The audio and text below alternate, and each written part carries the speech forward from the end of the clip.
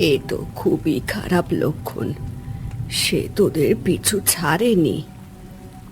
বাবা আর বেনুর মুখে সেই ভয়ঙ্কর সাদা দিদির কথা শুনে আমার আর সুধার রক্ত হিম হয়ে গেল।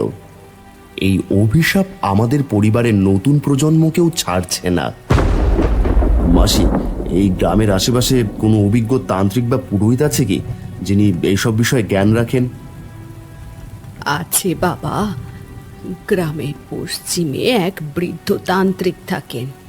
তিনি নাকি অনেক কঠিন আত্মা শান্ত করেছেন, কিন্তু তিনি এসব কাজ সহজে করেন না।